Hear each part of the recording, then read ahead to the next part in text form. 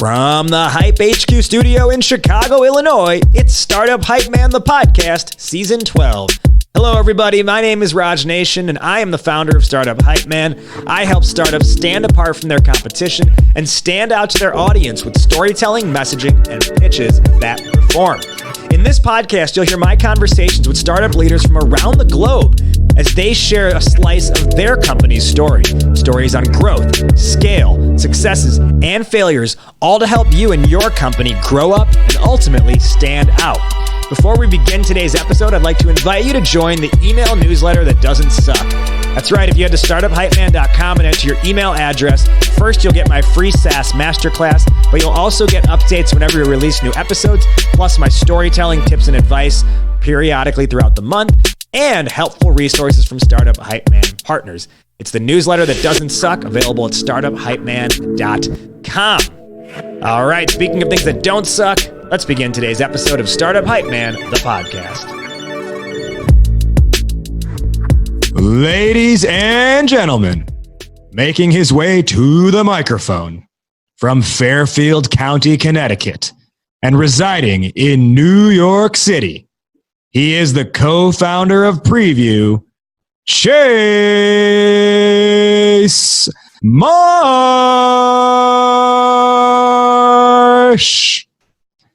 I love it. Thank you for that intro. Amazing. Chase Marsh, you have officially been hyped up in your introduction to the podcast. For everyone listening, Chase is the co-founder and co-CEO of Prevu. In short, Prevu is helping home buyers buy homes in a much smarter way. It is a customer-focused digital home buying platform that allows for more efficiency, savings, and transparency over the home buying process. And with that introduction, Chase, I'm excited to have a conversation with you today. As am I. Thanks for having me. And today we are specifically going to be talking about something that you've had some personal experience with in building Prevu, and that is getting investors to understand your business model. Can you let our listeners know just a little bit on why this is on your mind and why this is important to you? Sure. So we just finished raising our seed round. We raised $2 million via a lead investor that's based out of New York City, Corrigan Ventures, a great partner. They're a consumer-focused and real estate-focused venture firm. The process is an interesting, challenging process that I think is worth sort of discussing. And one thing that came up sort of along the way is we're in a specific sort of vertical that has various different business models, and we found during our process that we sort of if we weren't clear in what we were doing and how we were different than everybody else, we sort of got bucketed with other business models. So we sort of became very aware over time that we need to be very sort of precise in how we explain to venture firms what we're doing, why we're doing it differently. Awesome. And we're going to dive a whole lot more into that. And especially, I'm especially curious to learn that process that you went through to ultimately get to that $2 million raise, which a lot of the people listening to this episode are also in that same mode of trying to get to that point. Now, that said, let's take it back a little bit, and I want to learn a little bit more about you. Can you tell me, I gave you in your introduction, I mentioned you're from Fairfield County, Connecticut. Let's do this. In 1 to 3 words, describe your hometown, and then tell us why. That's a tough one. I'd say the adjectives that I would use to describe where I'm from is, competitive, sort of type A, well, sort of educated, I guess. Sort of when you think about that environment, sort of set the table for where I went through my, personal journey, and sort of set me up to sort of be where I am now. But, I found myself in, a lot of competitive sports growing up, in competitive schools, continued sort of through college, and then, worked on Wall Street for 12, 13 years. But it sort of set the stage for the next chapter. Yeah. Very nice. What were some of those sports that you were involved in? I played lacrosse, hockey, football. Those are the big ones. What would you say was either your favorite that you played or the one you thought you were best at? Lacrosse. I would have to say lacrosse. Okay. So I personally have never played lacrosse, and I've never played, I played like floor hockey, but not actual ice hockey. But and actually, I never played football either, aside from recreationally. But lacrosse, I've never played even recreationally. Can you tell me what you thought? What did lacrosse teach you about life when you look back on it? Sure. I mean, yeah, it's a team sport. You're not playing tennis by yourself. This is a team sport that requires a ton of coordination, whether it's running plays or communicating on when you're trying to defend against the other team. It taught me those sort of rules that you need to be good at what you do. You need to know your role. But you also need to function as a team. Yeah. Speaking of teams, you ended up going to Yale for your undergrad, and then you worked at Citigroup, which is for lack of a better word, it is a very large team for about a decade now. How did you meet your co-founder and build the team for Prevu? Sure. So we met actually at Citi. At our desk at Citigroup, and we actually were in the technology sector, so it's a relevant place to meet. We traded technology stocks together. He left to go to another opportunity, within a year's time, but we became fast friends, and we have, one of the reasons why I think that this works so well is we have sort of very complementary personalities. He has a very he has a good way to articulate sort of narratives, whereas I'm more sort of like a no-nonsense and operator, whereas he works more on the marketing side. So I think it very complementary sort of skill sets. And I think when you do have like co-founders, co-CEOs, you sort of want the sum of the two of them to be like the best possible person. So I think that sort of works for us. Yeah, I totally agree with you. In fact, it's one reason why, a very close friend of mine who we both met through entrepreneurship, there were a couple different times where we batted around the idea of potentially doing our own, starting a company together. And then we were like, no, but we're way too much like the same type of person with very similar skill sets. So that probably wouldn't make for the best co-founding relationship. So it's always good to have those complementary skill sets, as you said. Now let's talk through, how did you get the idea for Prevu in the first place? Sure. So Tom, the co-founder and co-CEO with me, both sort of had invested previously in real estate, had owned and sold properties. We're super frustrated with the high fees. Also, sort of the other major pain point is that people are accustomed to doing things online. They're accustomed to buying airline tickets online. They're accustomed to trading stocks online. It's sort of an experience that people prefer. So we sort of saw those two pain points of the fees being too high, as well as the experience being not what people are hoping for. And so we sort of talked it over for a long time, and then decided to leave our jobs on Wall Street to focus on it full time. Honestly, the first iteration of Prevu was actually sort of like a modified for sale by owner product, where we're helping save sellers money, but we sort of became very obvious to us pretty quickly along the lines that it was a much easier vertical to hit is the buyer side of the transaction, because a lot more of it can be automated, and a lot more, quite frankly, buyers don't want to deal with an agent until the end of the transaction, where they really sort of need that expert. We say internally into investors, Prevu is a friend in the early mile and an expert in the last mile, and it's a feature, not a bug, that you don't really interact with an agent until later in the process, because most people don't want it. They want to be able to buy a home online, but they do need that help. They do need that expert advice in the last part of the transaction. Well, you mentioned that you can buy airline tickets online, you can buy stocks online. For whatever reason, I think the latecomers to that industry are cars and homes. Now, granted, those are, literally physically just much bigger assets, and they're tangible assets as opposed to airline tickets. Technically, yes, they're paper in your hands if you're still printing, but they could even be digital. And on top of that, you've got stocks, which are, it's energy as opposed to something tangible. So do you think that's why ultimately cars and, in your case specifically, homes have not really made it on the online? There is like Zillow and stuff, right, where you can look. But what would you attribute that sort of lag in bringing home buying online to? What would you attribute the lag to? Sure. There's something that's actually, it's called a frequency mismatch, where people do something, but they don't do it very frequently, right? So the average amount of time someone spends in a home is 7 years. So same sort of applies to cars. You're not going to, unless you're leasing a car for 2 to 3 years, you're probably owning a car for 10 years, right?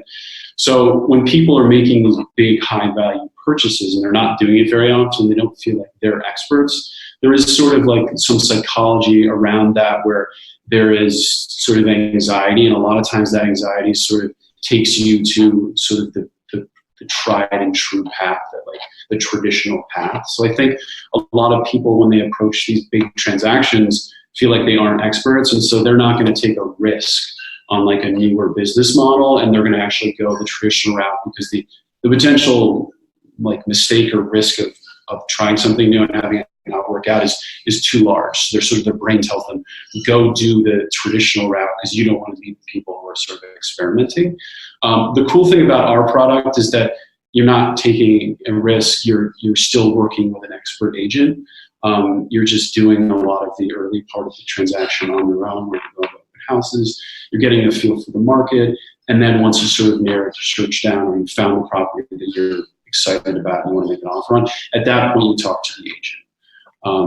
But that's sort of how I've looked at it, that there's anxiety that sort of pushes people down the traditional path. Yeah. And so with that said, and you've kind of already explained a decent amount of it just in responding to that question, but I gave like the synopsis of Prevu up front, but for our listeners who presumably have not heard of Prevu before, can you just give like the in your own words, here's what we do, elevator pitch for lack of a better phrase? Sure. So Prevu is a digital buying platform that helps buyers save up to 2% of the purchase price while allowing them to buy a home online. So, the main sort of focus is there, like the brand values around the company are zero pressure, control, transparency, and the ability to sort of own your process the way that most people in this day and age want to own their process. Okay, so with that knowledge, let's talk through now our main topic for today, which was on getting investors to understand your vision. So before we get to what ultimately you realized you had to do and what the outcome was in raising that $2 million in your seed round, let's talk through first, what was your initial pitch to investors and how was that received? Sure. So when we originally started, as I think I said before, we sort of started as a for sale by owner platform. So the original pitch to investors was, we're going to sell your home for less money, right? Which has been, this sort of model has been tried before. We thought we were going to sort of put some additional technology around it, make it different. But what we found was the seller side of the journey is a lot more stressful. There's a lot more stuff you can't automate. So then again, we pivoted quickly to the buyer side of the transaction, which is generally a much happier process, and there's a lot more that can be automated. So when we originally were pitching sort of angels for like a pre-seed round, we were talking about the seller side, and I think we talked to a lot of people who were super excited about it. We talked to a lot of people who were like, "Hey, I've seen this before. This isn't that interesting." We are talking here with Chase Marsh, co-founder of Prevu, the digital home buying platform. Now, Chase, with that just said, so you said you were originally focusing on the seller's market. This can be a conundrum in marketplace economies for a lot of startups where they're like, well, what's the more attractive play to investors? If we pitch the user side, then they're going to see there's not a revenue play. But if we pitch the buyer's side or the seller's side, that tends to be the more attractive route. And what you're saying is you did do that. However, it kind of pigeonholed you into we've seen this before. Do you recall like specific conversations or specific reactions from investors and how they received it? Well, so looking at, I'll talk about when we were raising venture money for the seed. So talking more, later stages after the pre-seed round. When we were pitching investors, venture investors, a lot of times you were sort of met with the question like, how are you different than like Redfin, or how are you different than Compass? Which generally like sort of showed that there wasn't like a full understanding of what the value proposition was, which we sort of owned. Like we didn't make it clear enough either in the deck or in the meeting that they were asking that question. Like that was a big red flag. Like they should have known how we were different than Compass and how we were different than Redfin. So that's something that we figured out quickly, that we need to address this. Like, we need to make sure that they know that we're different than Redfin and Compass, and we need to make specific reasons as to why we're different than Redfin and Compass. So we continue to sort of tweak the pitch, change the pitch, make sure that like the deck was crystal clear very early on, like what those sort of key differentiators were, and how we were approaching the problem from the buy side of the marketplace versus the sell side of the marketplace. Most tech-enabled brokerages are focused on the seller side of the business, which they almost sort of use as like a lead generation tool to get sellers to sell and give them outstanding customer service, and then turn them into buyers who buy with them, and then they make like a full service rate on the buy side. So they almost like lose money as a loss leader on the sell side, and then actually like convert that person into a buyer and make money on the buy side of the transaction. Whereas we focus exclusively on the buy side of the transaction and providing this different level of experience as well as the savings. So we needed to make that clear, and we sort of iterated and did that. So you really got forthright with saying like everyone else is seller focused, but we are buyer focused. Yeah, and with that, like we sort of explained that we're able to change the experience, whereas on the seller side, everything's done offline. Like, you have to be at all the showings. There's a certain amount of technology that changes the process, but the buyer side a lot of it can be automated. And a lot of the tasks that buyers are doing over and over again, you create technology to fix that, and where it's a platform that guides you through your journey. Whereas the seller side, you can't really do that. So we needed to be like upfront with sort of what our value prop was. In addition to that, like, as I said, the seller side of the business, seller platforms were losing money to then try to make money on the buy side. We were actually making money. So like our lead investor was sort of very forthcoming with sort of feedback to us. They looked at like 50 to 60 of these companies. And when they looked at most of these companies, most of them had like negative contribution margins or negative gross margin.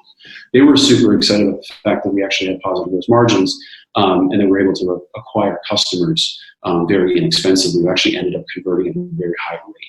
So those were sort of things that we need to make sure we got across like immediately in these meetings, rather than waiting towards the end in like the Q&A. We need to make sure that like you have a window in the beginning of that pitch, or you have a window in the beginning of that email to the venture firm that you need to get across. Hey, we're different because of these bullet points, and also, by the way, we have very high revenues relative to sort of our competition. So those were things that we iterated, and we put super early in emails to venture firms, put it super early in sort of the pitch. So that it wasn't lost. Yeah. Now, in coming up with that value proposition, was it something that you were let me ask you right now, at least do you recall, did you create like a one sentence or a one phrase value prop statement? And do you know what that is, or do you remember that to be able to share it now? Sure. I mean, like the one line that we sort of used is like, Prevu is a digital buying platform that helps buyers save up to 2% while also allowing them to buy a home online. So that was sort of what we refined it into. And then typically, like in those emails, the pitches, we want to like quickly follow that by saying, by the way, we've done 150 deals and we've saved home buyers over $3 million, and sort of hit on quickly. I think like one thing that there's a conference that Thomas and I typically go to once a year. It's out in San Francisco. It's actually Jason Calacanis' conference, obviously like a well-known investor. We've done an episode on the show in the past, specifically on a entrepreneur, Amanda Greenberg, who Jason Calacanis is one of her investors, and she talked about how she got in front of Jason Calacanis. So it was always funny. It's always funny to us because we've gone to this now 2 years in a row. And so like in between, presentations or segments, they typically have like filler. And the filler is typically like sort of people giving their pitch, right? Like they have like three founders that go up and sort of like battle it out. They have like, 2 minutes to give their pitch. And what you find is that like a lot of people will go up on stage and they won't have like their refined sort of one line, two line, sort of explaining what the company does. And they'll start talking about, we're reinventing or reimagining, and you fill in the blank, like whatever their business is, and they'll go on for like 60, 90 seconds, and like at the end, Jason will be like, hey, like you need to tighten this up. You need to like get it out in the first like 15, 20 seconds. And a lot of times it's almost funny because he'll just stop people like 15, 20 seconds in and be like, all right, stop. Like we need to figure this out. But it's funny.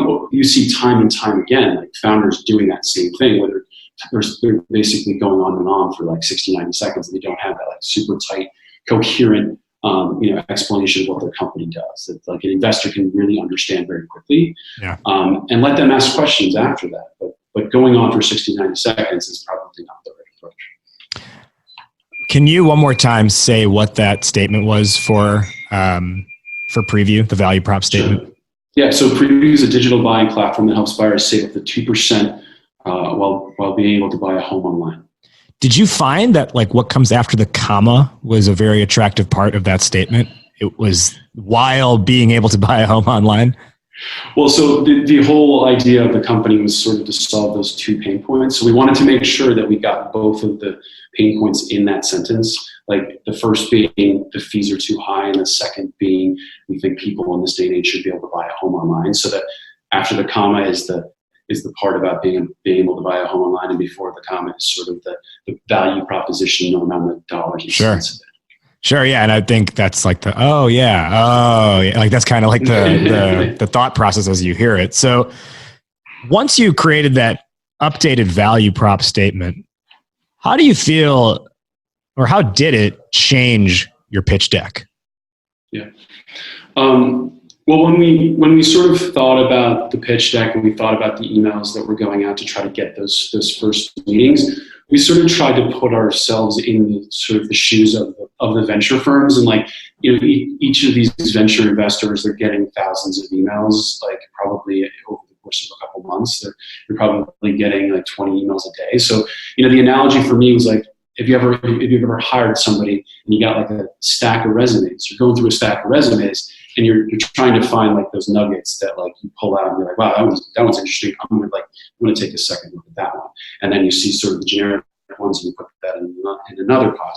So we sort of tried to reverse engineer like how are we going to approach this? How are we going to go after this to create sort of our specific data points that will attract sort of the first engagement from that venture firm. So again, a clear, concise sort of first intro. I think the things that work for us is we produce a lot of revenue. We have pretty significant revenue. So like we made sure that within like the first 2-3 sentences or the like bullets, however you're going to organize it, that we highlighted the number of deals we've done, the revenue, the savings, as well as sort of the value proposition. So that's sort of how we looked at it. That something needs to pop off that page in order for you to be picked from that group of thousands of emails. Yeah, and that's like your like page, well, almost like your executive summary, right? Exactly. Yeah. Yeah. Okay, so let's talk through then. Given that ultimately it's about getting them to understand the business model, not just the value prop, but the business model overall.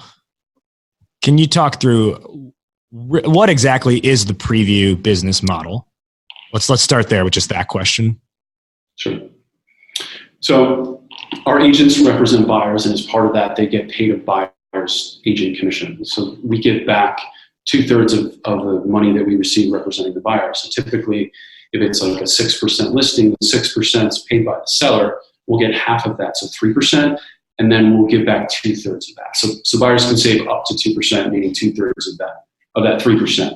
We provide all the expert advice of a traditional agent, but it's a different experience. So we're working with these buyers, helping them find the homes that they want, and we're giving them money back. Now, within that, were you going to investors who were already familiar with this type of a business model, or did you have to educate them on this type of business model? Well, so that's a really great question. So advice that was given to us very early on, actually by a venture capital firm, they're also a personal friend of mine. He said there are a lot of people that know real estate, and there are a lot of people that know tech, but there aren't that many people that know both.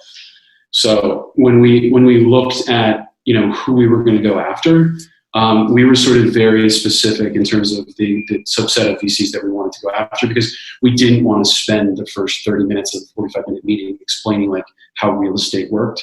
So we went and we found companies or venture firms that had previously invested in tech and real estate, and also consumer was sort of an important vertical for us to hit as well. So when we go to those meetings, there's a lot of wasted time if they don't know the vertical real estate. And so we sort of went after firms that had specifically real estate and tech focus. So we sort of hopefully had sort of gotten 90% through the education side, where we could really then explain how we're different than other people in that vertical, rather than explaining the vertical itself. The lesson there is not all investor meetings are good investor meetings. Just because someone says yes does not mean you should say yes, we'll take that meeting with you.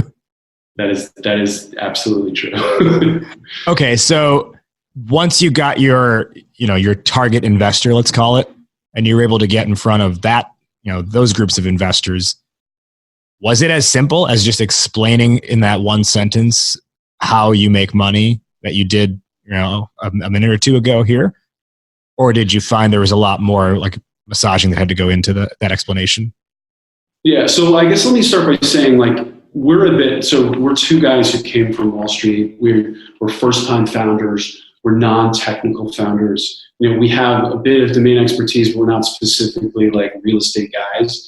And we'd self-funded ourselves. So we're sort of like, when you look at like the people who are likely to sort of succeed in the venture capital raising process, we're probably like, heading into that, the odds were sort of stacked against us, which is sort of, it's nice to have sort of beat the odds. But, when you look at our company, we had to sort of prove to the world via our traction and via our product that we were, something to be sort of reckoned with.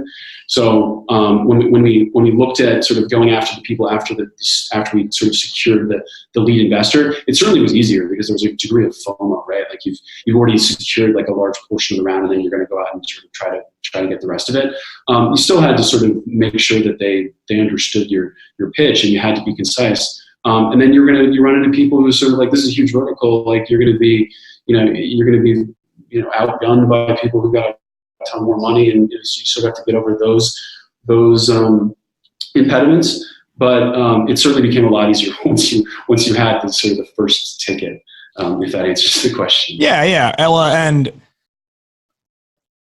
one of the pieces of advice I always give to entrepreneurs is when it comes to pitching investors is spend a lot less time trying to explain how the product works and spend so much more of your time explaining the opportunity at large, how you make money, how you get customers, et cetera. Did you follow that same path? Yeah, I think we came from a Wall Street background where we were sort of putting together very analytical presentations, and I think we figured out, like, luckily pretty quickly, that like a lot of it's just sort of about the vision of the company and like where you see it going, and creating sort of that narrative of the company and how it's different, and not focusing necessarily on like all the specifics. Like when we look at marketing, for example, when you're trying to explain what I just explained about, there's 6%, you get 3, then you get 2/3, and you end up with 2% back. People's sort of eyes glaze over. Right? Like you want to be in a position where, like, what do people understand? People understand that when they buy something with a credit card, they get cash back, right? Yeah. So we try to sort of come up with parallels to, hey, you buy a home, you get 2% cash back. Rather than, if you take it at like a level deeper than that, then you sort of get into the granularity, which again sort of leads to people sort of glazing over a bit, which we learn quickly, because then you're going to spend a large portion of that sort of interaction explaining something that they don't understand, and that like it sort of takes away from the momentum of the presentation. I'm really glad you said that, because something else, when I give this presentation pretty regularly it's a workshop called How to Not Suck at Pitching Your Startup, and there's a whole section on pitching investors of it. And one of the things that I talk about there is like, you can help explain your product or your process or your model by finding like a comparative situation people are already familiar with. Like finding that analogy, like you had credit card, you get cash back, right? Same idea, but at the same time, not defaulting to, oh, we're Uber for this. Yeah, 100%. That sort of allowed us to sort of save a ton of time and take a step forward in terms of the strategy. Because if the investor wants to know how it works, they're going to ask, right? But if they're fine with the 2% cash back and like what's next, talk about like customer acquisition, then like you continue on. But if they want to dig in, they will. Yeah, to use the tried and true analogy, that no one wants to know how the sausage gets made. They just want to eat the sausage, right? That's exactly right. Okay, so take us to, ultimately you raise the $2 million seed round. It's led by Corrigan Ventures. Corrigan or Corrigan? Corrigan. Corrigan, like the alcohol. Yeah, Gin. Okay, yeah, Corigin, like Origin with a C in front. Corigin, led by Corigin Ventures. Can you just like set the stage for us of like going into that pitch with them and kind of just take us through like that meeting from like minute 0 to minute 30 or whatever, however long it lasted? Sure. So it's funny. I'll give you a little bit of backstory. So Tom and I were coming back from lunch one day, and we actually walk into the office and the phone's ringing. And so I pick up the phone, and it's a client. And so I get to talking with the client. He asks questions about the business model. He then continues to sort of ask about, like, how are you funded? What's the background of the company? Blah, blah, blah. So we talk for probably 45 minutes, and then he comes clean. He's like, hey, by the way, I'm in the tech community. Like, you should talk to my friend, who's a very famous West Coast venture capital investor who invested in like more than 10 unicorns like early on. So like, I'm like, holy smokes, like that's an amazing introduction. So I ended up having a conversation with that person on the West Coast. And so at that point, we had convinced this West Coast guy that this was an amazing opportunity. He put a term sheet in front of us. So sort of like heading into the Corigin meetings, we at that point we actually had a term sheet. So we sort of had like a little bit more swagger than we otherwise would have had. But we immediately sort of realized that they're a great partner because of the fact that they focus on direct to consumer, and they also are very knowledgeable in the real estate vertical. So we also sort of used the fact that we had another term sheet, to our advantage to a degree, like letting them know, because it is a competitive space. So going into those meetings, we did them like we did the rest of the meetings previously, and they really liked it. They followed up with questions, and then things happened pretty quickly. But one of the other things that I wanted to highlight is like it's sort of like a crazy sort of series of events. Like if we'd been like longer at that lunch and I hadn't come back and picked up the phone, we hadn't gotten the term sheet from the guy on the West Coast, and like who knows like how things would have happened. Like FOMO is a big thing that occurs in the space, and we didn't really want to overplay the FOMO side of things, but it's certainly like something that you need to sort of like consider when you're going through the process. So serendipity and timings played a big role in this too. For sure. Yeah. So before we wrap up, as we get to the end of our session here, can you let our listeners know where they can find Prevu and perhaps learn more about it and maybe even find you as well online? Sure. So our domain is Prevu, so Prevu, so spelled differently than normal. So Prevu.com. My personal email is chase@prevu. And we're currently live in New York and Connecticut, and we're going to be expanding to a bunch of different geographies in the next 6 to 12 months. So please feel free to reach out. Awesome. Now, to wrap up, we will close with, we'll each give our sort of respective one or two big takeaways from this conversation for the audience. I'll start and then I'll hand it over to you. To me, I think it really starts with, and our topic today was getting investors to understand your business model. Kind of as you said, once you got the full and real understanding of your value proposition, it started to change how you talked about everything from there out, how you built the deck and how your conversations were going. So I think that's really like the right starting point in getting investors to understand the business model.